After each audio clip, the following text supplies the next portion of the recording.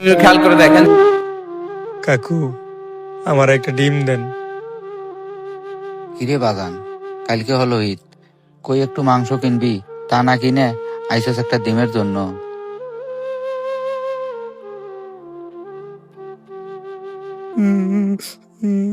কি করবো কাকু, আমরা তো গরিব মানুষ, রাজমিস্ত্রি কাজ করা কয়টা টাকাই পাই।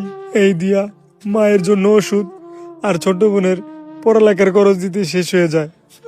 এখন আপনি বলেন, আমি যদি এই টাকা দিয়া ভালো মন্দ গোস মাছ কিনে খাই, তাহলে আমার মায়ের চিকিৎসার কি হবে? আর এদিকে আমার ছোট বোনের পড়ালেখা বন্ধ হয়ে যাবে।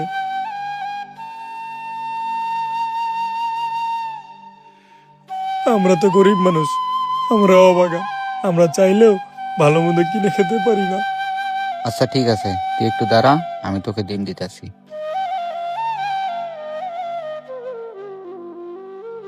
এই যে ভাতিজা, তোর ডিম।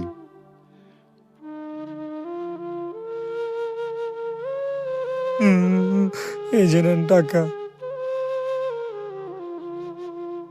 আহারে, ছেলেটা আমার নিয়মিত কাস্টমার আর অনেক গরিব।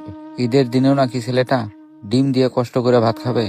আর ঈদের দিন মানুষেরা কত ভালো মন্দ দিয়ে ভাত খায়, আর ওই সবগুলো টাকা মার চিকিৎসার জন্য বাড়িতে পাঠা দিয়ে সামান্য একটা ডিম দিয়ে ঈদের দিন ভাত খাবে। আর আমি ওর প্রতিবেশী হয়ে এটা কিভাবে মেনে নেব? না, এই ছেলেটার জন্য আমার কিছু একটা করা উচিত, না হলে নিজেকে নিজের কাছে অনেক ছোট মনে হবে। এই ভাতিজা!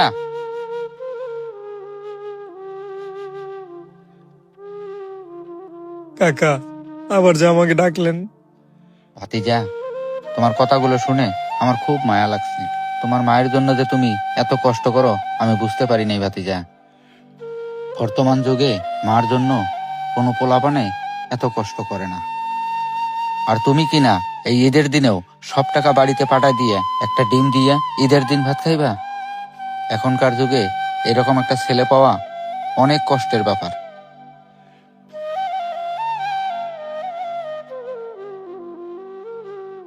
ভাতিজা, তোমার একটা কথা বলি, আমি যদি কিছু টাকা তোমারে দেই একটা প্যান্ট আর একটা শার্ট কেনার জন্য, তাহলে তুমি কি কিনবা?